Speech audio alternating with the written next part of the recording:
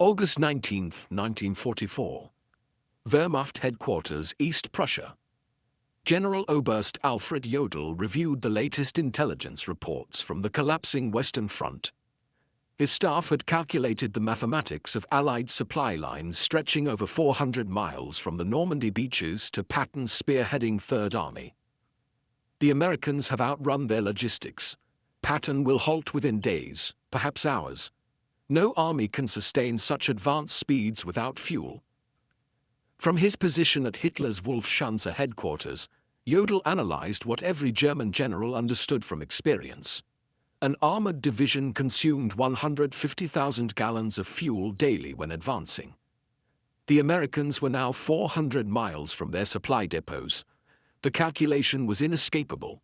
Patton's Third Army would grind to a halt, giving the Wehrmacht time to regroup at the Seine, perhaps hold until winter. What Jodl didn't know was that 125 miles away, 5,958 trucks were already rolling eastward in an endless convoy, headlights blazing in defiance of military doctrine, carrying 12,500 tons of supplies every 24 hours. The Red Ball Express, a logistics operation so audacious that German military science had never conceived it possible, was about to shatter every assumption about mechanized warfare. Within 72 hours, Patton's supposedly immobilized tanks would crash through German positions at the Seine. Within a week, they would liberate Paris. Within a month, they would stand at the German border. The Wehrmacht's finest military minds were about to receive a lesson in American logistics that would redefine their understanding of modern warfare. Delivered by 23,000 truck drivers, 75% of them African American, who turned a one-way highway system into the most efficient military supply line in history. The German General Staff's confidence in American logistical failure stemmed from decades of military experience and recent observations. The Wehrmacht had pioneered Blitzkrieg, revolutionized combined arms warfare, and understood intimately the tyranny of supply lines. Their own campaigns had repeatedly stalled when logistics failed to keep pace with tactical success. In Russia, the Wehrmacht's advance had foundered not from Soviet resistance initially, but from the simple inability to supply forces across vast distances. German trucks broke down on Russian roads. Horse-drawn wagons, still 80% of German military transport, couldn't match the speed of panzer spearheads. Railway gauge differences meant supplies piled up hundreds of miles from the front. General der Panzertruppe Heinrich von Ludwitz, who would command 47 Panzer Corps from September 1944, had written in July, "The Americans face the same logistical impossibility we faced in Russia. Their mechanical advantage becomes a disadvantage. Machines require fuel, ammunition, parts. They have advanced 400 miles in 30 days. History teaches us what comes next: paralysis." German intelligence meticulously tracked American consumption rates. A single Sherman tank burned 0.5 miles per gallon on roads, far worse cross-country. An infantry division required 700 tons of supplies daily. An armored division needed 1,000 tons. Patton commanded 12 divisions advancing on a 60-mile front. The mathematics seemed irrefutable. 12,000 tons daily, transported 400 miles from the beaches over damaged roads, through a transportation network the Germans had systematically destroyed during their retreat. General Major Siegfried Westphal, who would become Chief of Staff to Field Marshal von Rundstedt in September, calculated on August 20th, even if the Americans possessed unlimited trucks, which they don't, and perfect roads, which they don't, and no mechanical failures, which is impossible, they still couldn't sustain Patton's advance more than another 48 hours. Physical laws cannot be violated, not even by American industry. At 2 p.m. on August 25, 1944, in a requisitioned French chateau near Lessay, Lieutenant Colonel Laurent Ayres of the Motor Transport Service faced a room full of skeptical officers. The math they presented was stark. Patton's Third Army was consuming supplies faster than any army in history, advancing at speeds that defied all logistical planning.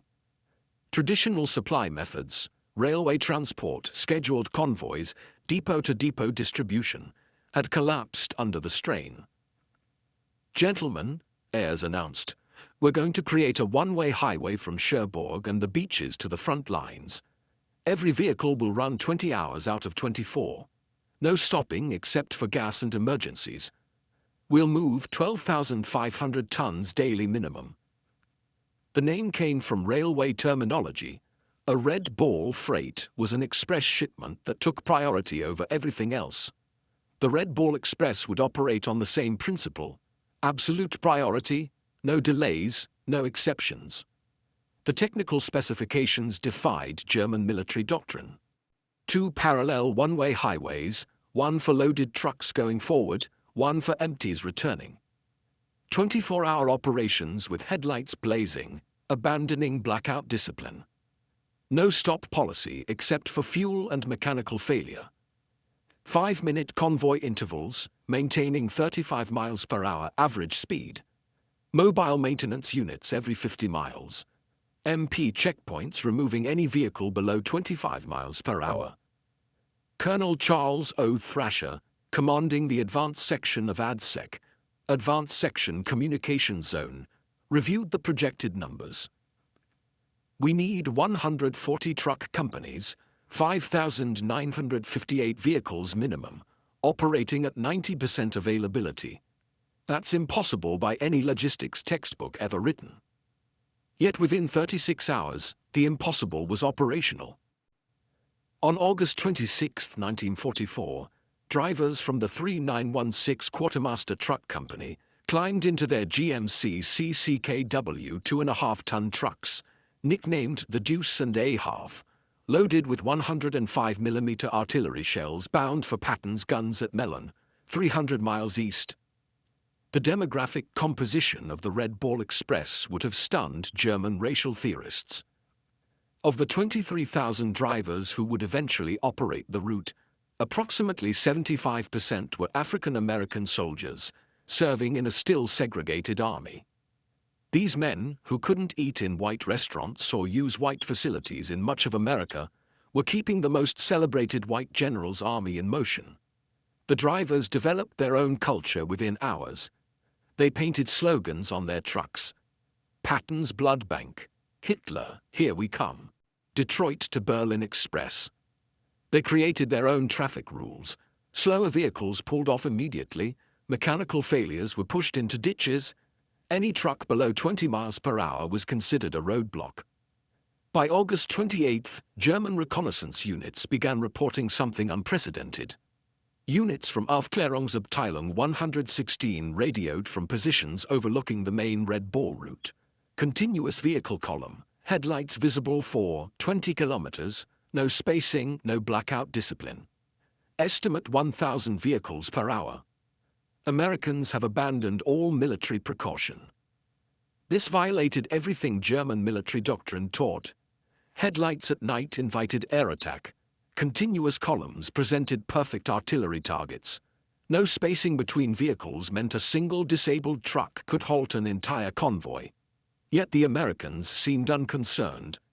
General Lieutenant Edgar Feuftinger, commanding the 21st Panzer Division, personally observed the Red Ball Express from concealed positions on August 30th. His report to Army Group B headquarters reflected growing alarm. "The enemy operates a supply system beyond our comprehension. Vehicles pass at 30-second intervals, day and night, without pause. They don't hide, don't disperse, don't follow any rules we understand. It's not military science, it's mass production applied to warfare." What the Germans couldn't understand was that American logistics operated on different principles entirely. Where German doctrine emphasized concealment, Americans relied on volume. Where Germans conserved vehicles, Americans assumed 20% mechanical failure and planned accordingly. Where Germans followed strict military procedure, Americans improvised continuously. The numbers achieved by the Red Ball Express defied German calculations of what was logistically possible. First week, August 25th to 31st, 1944, 89,939 tons of supplies delivered. Daily average, 12,848 tons. Round-trip distance, 686 miles. Vehicle rotations, 5,958 trucks making 1.5 trips daily. Fuel consumed by the operation itself, 300,000 gallons. German logistics specialists captured these numbers from American documents and dismissed them as propaganda. But the numbers were real, and they were accelerating. By September 5th, the Red Ball Express had established a rhythm that seemed impossible to German logistics officers who still relied on horse-drawn wagons for 80% of their transport. Convoys departed every 5 minutes from the western terminus. Average convoy, 67 vehicles. Load per vehicle, 5 tons standard, 7 tons frequent overload. Time to cover 350 miles one way, 14 hours average. Turnaround time at each end, 2 hours. Vehicles in constant motion, 5,000 at any given moment.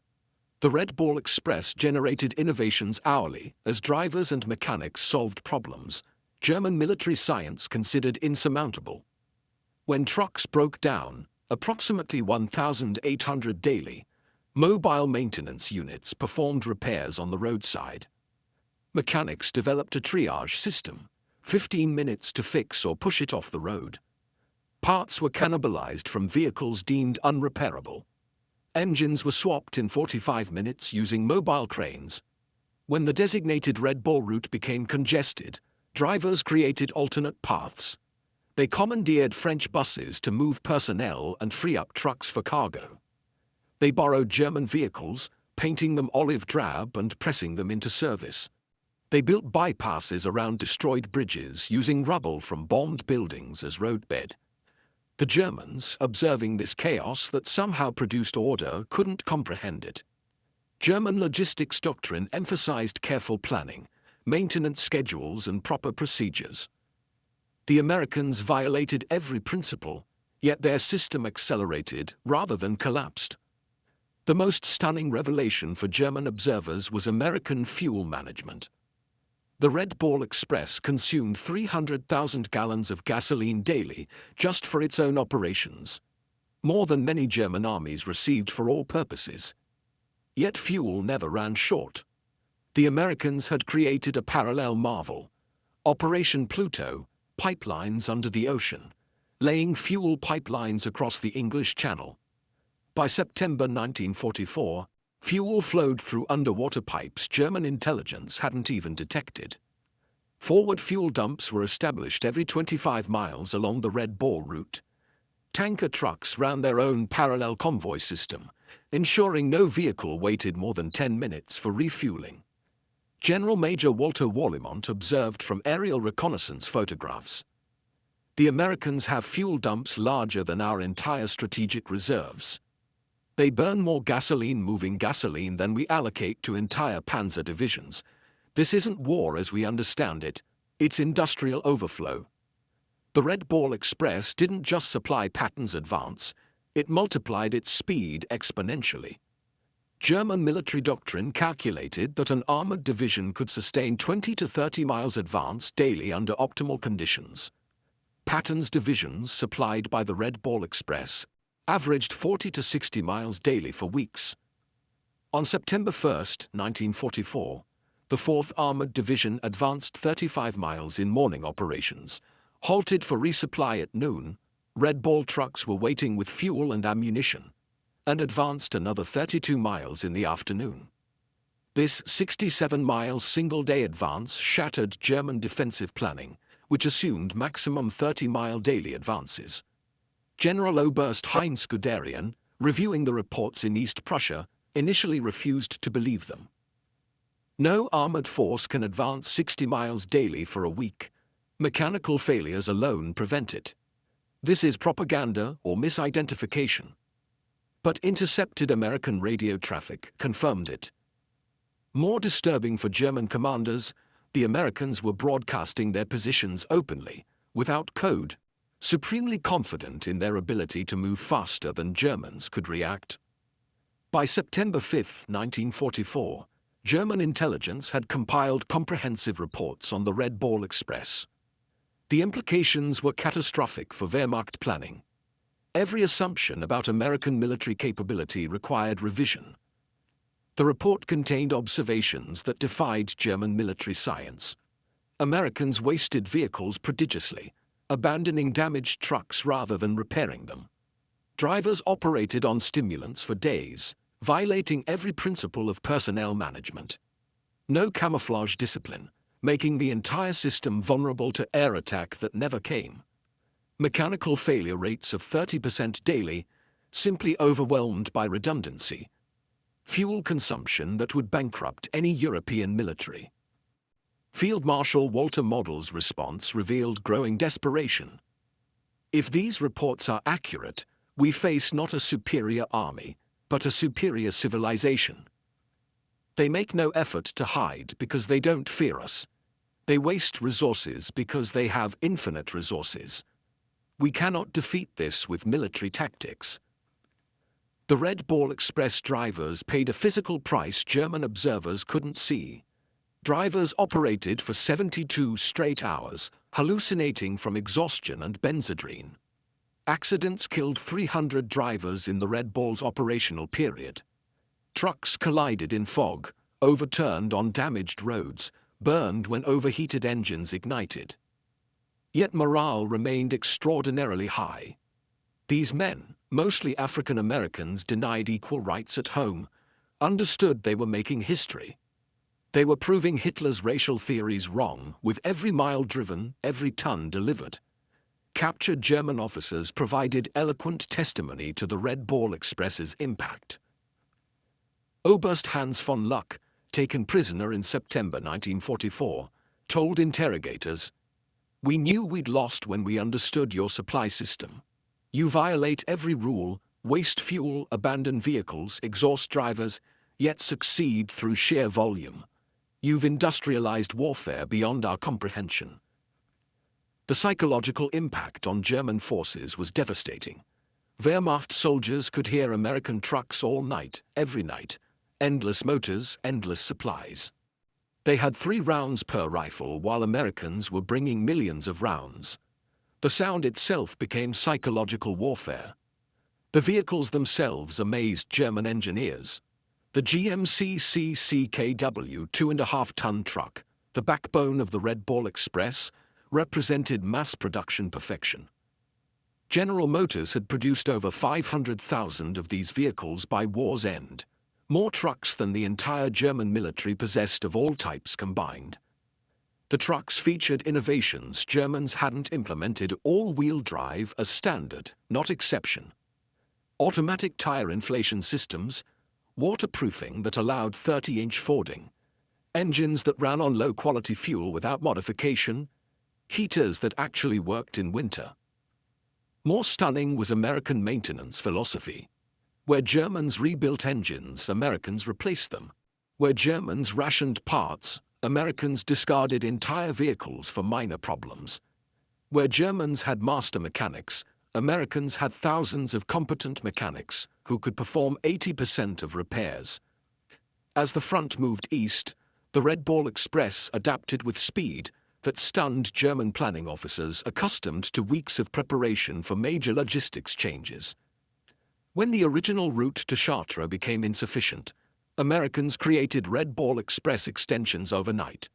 White Ball Express, Rouen to Paris. Green Diamond, Cherbourg to railroad transfer points. Red Lion, Bayeux to Brussels. ABC, Antwerp, Brussels, Charleroi. Each new route was operational within 48 hours of conception. German staff officers required weeks to plan similar operations. The Americans simply painted new markers, assigned trucks, and started rolling. The predominance of African American drivers in the Red Ball Express created cognitive dissonance for German racial theorists. Nazi ideology declared blacks inferior, incapable of technical tasks, lacking initiative. Yet these drivers were performing logistics miracles that German forces couldn't match. The African American soldiers understood the irony. They knew what the Nazis thought of them, which made them drive even harder. Every mile they drove proved Hitler wrong. They were fighting racism with truck keys, defeating Nazi ideology through superior performance. Some German prisoners, forced to load Red Ball trucks as laborers, found their worldview shattered by working alongside African American sergeants, who calculated weight distributions faster than German engineers, who spoke better English than German English instructors, who treated prisoners fairly despite everything Nazi propaganda had told them about racial behavior. The Red Ball Express required infrastructure Germans deemed impossible to create under combat conditions. Engineers built or reinforced 40 bridges, created 15 major fuel depots, established 26 maintenance stations, and constructed 8 temporary cities for drivers, all while the operation was running. The bridge at Monte had been destroyed by German engineers specifically to halt American logistics. The Wehrmacht calculated replacement would require 6 weeks minimum. American engineers built a temporary bridge in 14 hours, while Red Ball convoys detoured only 8 miles on hastily bulldozed bypass roads. German engineers observed American construction methods with amazement. No planning meetings, no detailed blueprints, just immediate action. They built faster than Germans could destroy, created infrastructure that appeared overnight in French fields. One Red Ball Express achievement particularly stunned German artillery officers: ammunition supply rates that exceeded their highest theoretical calculations. American artillery units fired without restriction, a luxury no German unit had enjoyed since 1942. During the reduction of Metz fortifications in September 1944, the XX Corps artillery fired 100,000 rounds in 24 hours. The Red Ball Express delivered every round plus 20% surplus. German artillery defending Metz was rationed to 50 rounds per gun per day. The disparity was overwhelming. American guns fired continuously for hours, while German artillery officers calculated that such bombardments required 50 truckloads of ammunition per hour. The Red Ball provided it without pause. The Red Ball Express consumed vehicles at rates that would have paralyzed any other military. By late September, mechanical attrition reached staggering proportions: average vehicle life, 10,000 miles, normal, 30,000. Daily deadline rate, 30% of all vehicles, engines replaced, 500 weekly, tires consumed, 10,000 weekly. Total vehicles destroyed or abandoned, 5,000 plus. Yet the operation never slowed. American production had anticipated such losses. Ships arrived weekly at French ports carrying hundreds of new trucks. Replacement drivers were trained in 2 days and thrown into convoys. German calculations showed Americans destroying more trucks weekly than the Wehrmacht possessed in France. Yet their transport capacity increased rather than decreased. They had achieved something Germans thought impossible: logistics faster than consumption. French civilians along the Red Ball route witnessed American abundance that contradicted years of German occupation scarcity. The psychological impact on occupied populations was immediate and profound. The Red Ball Express drivers, particularly African Americans, often shared their rations with French civilians despite regulations. Every stop, children would gather, and drivers would give them chocolate, cigarettes, soap. The contrast with German occupation was stark. Americans gave away casually what Germans had rationed strictly. German intelligence reported the propaganda impact. French civilians now believe American victory inevitable. They cite the truck convoys as proof. Resistance activity has increased 400% along Red Ball routes. The population that accepted our occupation now actively opposes it. In early September 1944, the Red Ball Express faced its greatest challenge. Patton's Third Army had advanced so far that even the Red Ball struggled to maintain supply rates. The round trip now exceeded 700 miles. Drivers were collapsing, vehicles were disintegrating. German intelligence detected the strain. General der Panzertruppe Hasso von Manteuffel reported September 8. American supply lines show signs of collapse. Convoy intervals have increased from 5 to 15 minutes. Vehicle speed has decreased. This is our opportunity. But American adaptability again surprised the Germans. Within 72 hours, the Red Ball Express reorganized. Created intermediate transfer points, cutting individual runs to 350 miles. Implemented driver rotation systems. Established forward maintenance bases. Doubled the number of assigned vehicles. By September 12th, tonnage delivery had actually increased. The crisis that should have halted Patton only made the system stronger.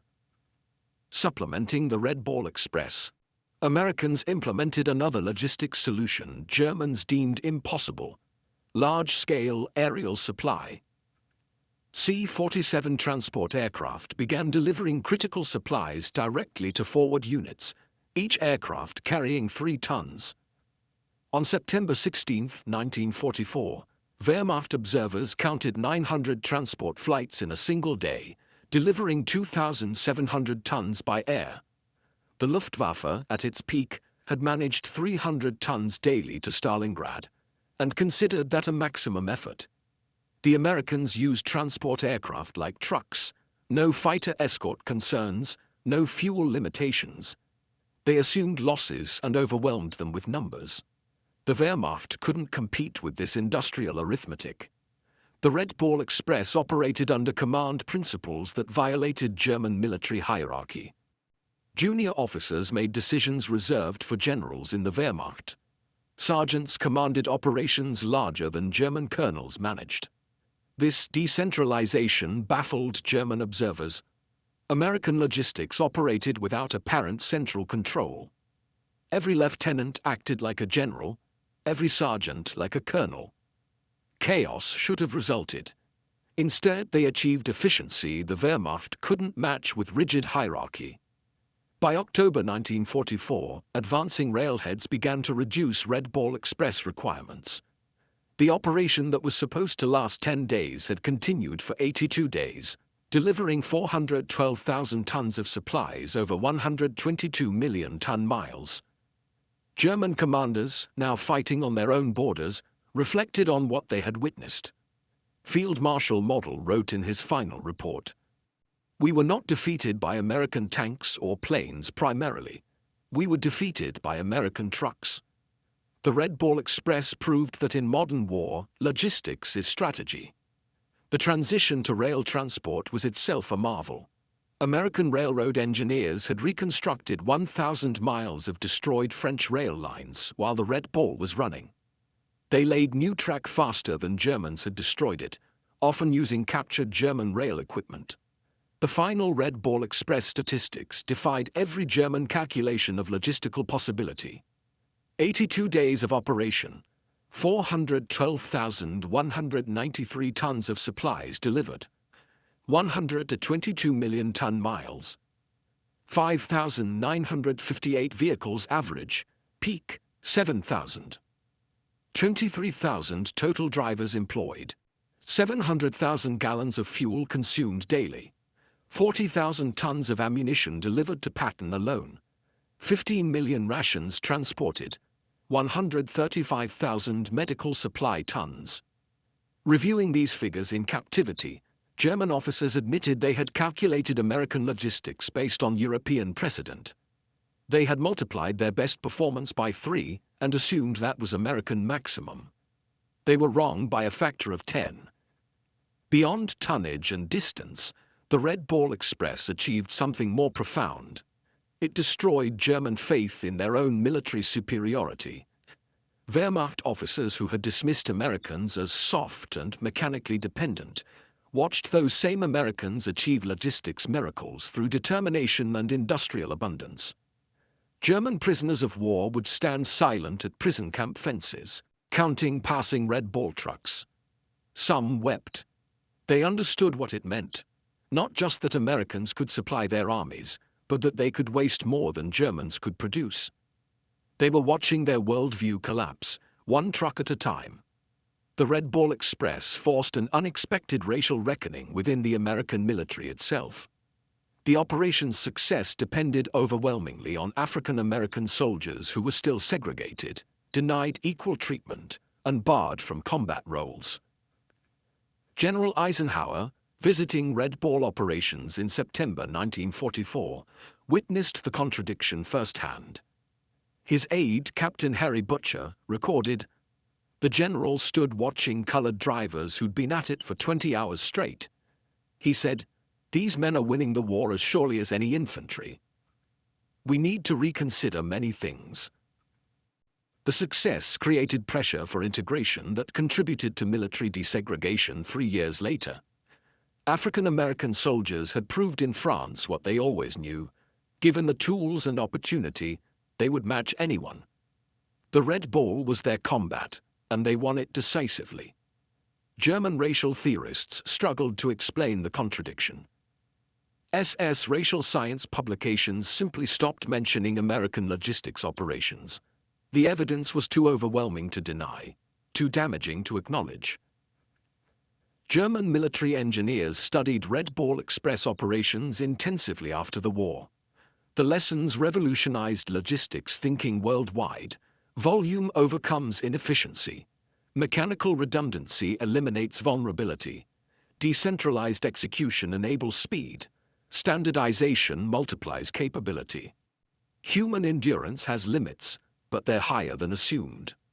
General Franz Halder, former chief of the German General Staff, wrote in 1950, "The Red Ball Express proved logistics determine strategy, not vice versa. Americans understood this. We learned it too late." Among the 23,000 Red Ball drivers, individual stories of heroism emerged that Germans found incomprehensible within their military framework. These were verified accounts from military records. Corporal John L. Houston drove continuously for 48 hours, delivering ammunition to the 2nd Armored Division at Cambrai, falling asleep at the wheel 3 times but continuing after being revived by other drivers. Private Booker T. Washington's truck caught fire from overheated brakes while carrying medical supplies.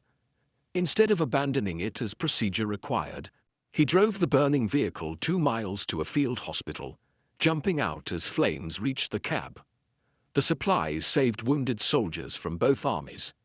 These stories, multiplied thousands of times, revealed American military culture to observing Germans: individual initiative, calculated risk-taking, and mission accomplishment over regulatory compliance. Desperately, German forces attempted to create their own version of the Red Ball Express in late 1944. Operation Greif during the Battle of the Bulge included plans for captured American trucks to create German supply lines. The effort failed immediately. German drivers couldn't maintain American speeds. German mechanics couldn't repair American equipment fast enough. German fuel supplies couldn't sustain the consumption rates. Most fundamentally, Germans couldn't replicate the American attitude of unlimited resources. Oberst Otto Skorzeny, commanding the operation, reported, "We captured 50 American trucks. Within a week, 30 were deadlined. Americans would have replaced them. We tried to repair them. That difference explains our defeat." The winter of 1944-45 provided the Red Ball Express's ultimate test. Freezing rain, snow, and ice should have stopped wheeled transport. German doctrine stated wheeled logistics became impossible below -10 degrees Celsius. Yet the Red Ball Express continued. Drivers wrapped chains on tires, poured alcohol in radiators, and kept rolling. Speeds dropped from 35 to 15 miles per hour, but tonnage delivery continued. German observers reported ice-covered convoys moving through blizzards that had stopped panzer divisions. The Americans had created a logistics system that functioned regardless of weather, terrain, or enemy action. It wasn't elegant or efficient by German standards, but it was unstoppable. In May 1945, captured German logistics officers were required to study Red Ball Express operations for historical records. Their conclusions were unanimous and devastating to German military pride. General der Infanterie Friedrich Schulz summarized, "The Red Ball Express represents warfare we never imagined. Americans created a temporary civilization, Thousands of men, thousands of vehicles, millions of tons of supplies that existed only to feed armies, then dissolved when no longer needed. We built permanent infrastructure over years. They created superior temporary systems in days. The most insightful analysis came from General Oberst Heinz Guderian, father of German armored warfare. We invented Blitzkrieg but never solved its fundamental limitation: logistics. Americans solved it through industrial excess we deemed impossible. The Red Ball Express was not a supply line, but a flowing river of material that drowned our forces. The Red Ball Express cost the United States approximately $100 million in 1944. Vehicles destroyed, fuel consumed, roads destroyed, French claims for damage. German staff officers, accustomed to managing scarcity, found the figure incomprehensible. Yet Americans considered it cheap. The operation enabled the capture of 400,000 German soldiers, the liberation of France, Belgium, and Luxembourg, and shortened the war by an estimated 6 months. Each day of war cost America $250 million. The Red Ball Express paid for itself in a single day of shortened conflict. Lieutenant General John C. H. Lee, commanding logistics for the European theater, stated, "We wore out 5,000 trucks and 23,000 men to destroy the German army in France. In any previous war, that would be catastrophic losses. In American industrial war, it's acceptable overhead." An unexpected consequence of the Red Ball Express was the revolutionary impact on post-war civilian logistics. Thousands of drivers returned to America with experience operating the world's largest transportation network. These veterans founded trucking companies, designed interstate highways, and created the modern American logistics industry. Companies like Yellow Freight, Roadway, and Consolidated Freightways were started by Red Ball veterans who applied military logistics to civilian commerce. They had learned in France that volume beats efficiency, speed beats perfection, and if you can keep trucks rolling 24 hours, you can move the world. Military historians universally recognize the Red Ball Express as the decisive logistics operation of the European theater. Without it, Patton's advance stops, Paris falls weeks later, and German forces successfully establish winter defensive lines. The operation validated American military doctrine that emphasized logistics over tactics. While German officers studied Clausewitz and battlefield maneuver, Americans studied Detroit assembly lines and railroad timetables. The Red Ball Express demonstrated that in modern warfare, the ability to supply forces determines victory more than tactical brilliance. On September 15, 1944, Field Marshal Gerd von Rundstedt, supreme German commander in the West, received comprehensive intelligence on the Red Ball Express. After studying the reports for hours, he summoned his staff. "Gentlemen," he announced, "we face something beyond military solution. The Americans have created a supply system that makes distance irrelevant. Our strategy assumed their culminating point, where advancing forces outrun supplies. That point doesn't exist. They have revolutionized warfare, and we are fighting the last war." His operations officer, Oberst Hans Speidel, suggested interdicting the Red Ball routes with the remaining Luftwaffe. Von Rundstedt's response revealed complete understanding. "With what shall we interdict? They have 6,000 trucks. If we destroy 1,000, which we cannot, they'll replace them in a week. We'd need to destroy 200 trucks daily just to match their production. We don't have 200 aircraft total." Behind the statistics were human stories that revealed American character to German observers. Drivers who hadn't slept for 3 days refusing relief because their trucks might not make it through. Mechanics working in freezing rain to keep convoys rolling. Teenagers lying about their age to drive trucks. Such stories, multiplied throughout the operation, created a mythology that demoralized German forces. The Americans were not soft as propaganda claimed. They drove themselves harder than Germans drove horses, but they did it voluntarily, not from fear. This made them more dangerous than German doctrine had understood. The Red Ball Express became unintentional propaganda more powerful than any planned operation. German soldiers could hear the convoys at night, endless streams of motors that never stopped. The sound itself became psychological warfare. German units reported hearing ghost convoys that demoralized troops as effectively as actual logistics. The knowledge that Americans had unlimited supplies while Germans rationed their last ammunition created despair that undermined combat effectiveness. American psychological warfare units recognized the impact. They began broadcasting truck engine sounds toward German lines when actual convoys weren't present. German units reported these phantom convoys as real, demonstrating the psychological damage the Red Ball Express had inflicted. In November 1944, with rail lines partially restored, the Red Ball Express was officially discontinued. But its methods had revolutionized military logistics permanently. The concept of continuous, high-volume, wasteful but effective supply became American military doctrine. The final innovation was the speed of dissolution. The massive operation, 23,000 men, 6,000 vehicles, hundreds of installations, disappeared in 72 hours. Troops reassigned, vehicles redistributed, routes returned to civilian use. Germans required months to create smaller operations and years to dissolve them. Americans built what they needed, used it, discarded it, and built something better. When German generals surrendered in May 1945, many cited the Red Ball Express specifically as demonstrating the hopelessness of continued resistance. General der Panzertruppe Husse von Manteuffel stated at his interrogation, "When we understood your logistics capacity, we knew the war was lost. You could supply armies faster than we could destroy them. The Red Ball Express was a weapon against which we had no defense." Field Marshal Albert Kesselring, among Germany's most competent commanders, was asked what most surprised him about American forces. His answer, "Not your tanks, not your planes, but your trucks."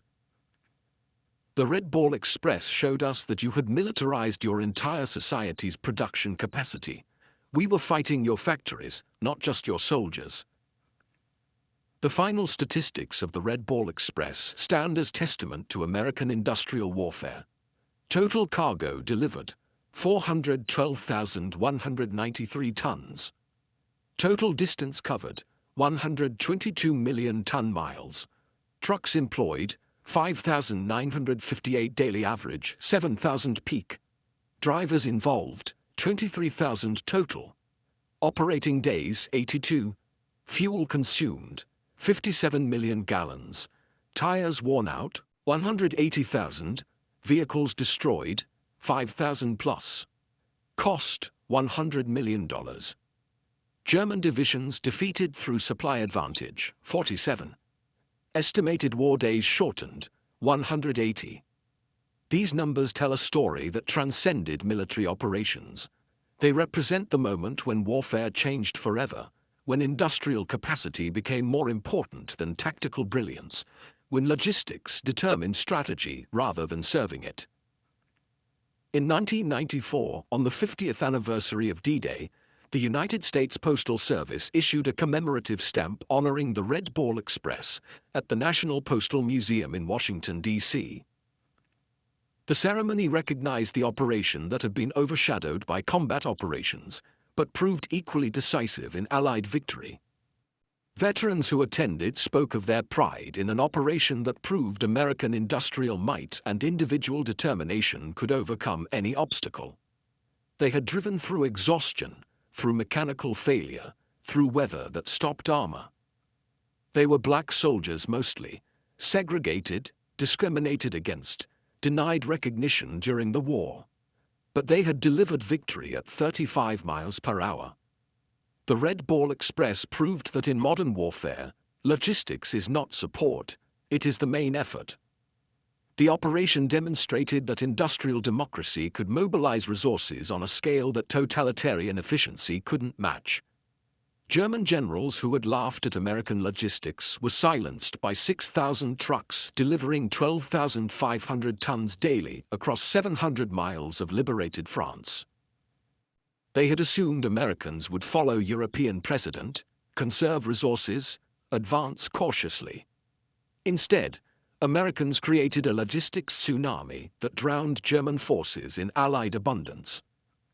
The operation's success came not from military genius, but from American characteristics Germans never understood: industrial excess, mechanical aptitude, improvisational skill, and most importantly, the initiative of individual soldiers who made independent decisions that in the Wehrmacht would require field marshal approval. In his memoirs, General George S. Patton, whose Third Army was the primary beneficiary of the Red Ball Express, wrote the ultimate tribute. The truck drivers of the Red Ball Express deserved as much credit for the defeat of Germany as any combat unit. They drove through exhaustion, through mechanical failure, through weather that stopped armor. Without them, the Third Army doesn't move. Without movement, we don't win. They were black soldiers mostly, segregated, discriminated against, denied recognition. But they won the war as surely as any rifleman. History must record this truth. That truth stands as the final testament to the Red Ball Express. 23,000 mostly African-American drivers, operating 6,000 trucks on a one-way highway to victory, achieved what German military science declared impossible. They supplied advancing armies faster than physics should allow, maintained tempo beyond human endurance, and proved that in modern warfare, the side with the most trucks beats the side with the best tactics. The German generals had laughed at American logistics, dismissing it as wasteful, undisciplined, impossible to sustain. 82 days later, those same generals surrendered to armies supplied by the Red Ball Express, finally understanding that American trucks had defeated German tanks, that industrial abundance had overwhelmed military excellence, that logistics had become strategy. The Red Ball Express ended on November 16, 1944, but its impact echoed through military history. It proved that in the industrial age, victory belongs not to the bravest soldiers or brightest generals, but to the nation that can deliver the most supplies, the fastest, the farthest. The German generals who laughed at American logistics in August 1944 signed surrender documents in May 1945, defeated by 23,000 truck drivers who revolutionized warfare at 35 miles per hour. Their story deserves its place among the great military operations of history, not because it was elegant or efficient, it was neither, but because it worked. The Red Ball Express kept Patton rolling, kept the Germans retreating, and proved that in modern war, the convoy of trucks matters more than the column of tanks. The highways of France still bear the scars of the Red Ball Express. Ruts worn by overloaded trucks, bridges hastily repaired, roadsides littered with abandoned vehicles. But the greatest monument to the operation is the speed of Allied victory. Every day the war shortened, saved thousands of lives. The Red Ball Express shortened it by months. In the end, the German generals who laughed at American logistics learned the hardest lesson of modern warfare. Amateurs talk tactics, professionals talk logistics, and Americans talk trucks. The Red Ball Express was America talking very loudly indeed, in the roar of 6,000 engines that never stopped, carrying democracy and destruction at 35 miles per hour down a one-way road to victory. The last word belongs to a German officer whose name is lost to history, quoted by a Red Ball driver at the 1994 commemoration. Standing beside a road in Belgium, watching the endless convoy of American trucks, the officer said in accented English to his captors, "We prepared for everything. Your tanks, your planes, your ships. We never prepared for your trucks. How do you defeat an enemy who has more trucks than you have soldiers?" The answer rolled past him at 5-minute intervals, driven by exhausted Americans who were rewriting the rules of warfare one delivery at a time. The Red Ball Express had made logistics into strategy, supply into victory, and trucks into the most decisive weapon of the European war. The German generals stopped laughing when they understood this truth. But by then, Patton was already at their gates, supplied by the greatest logistics operation in military history.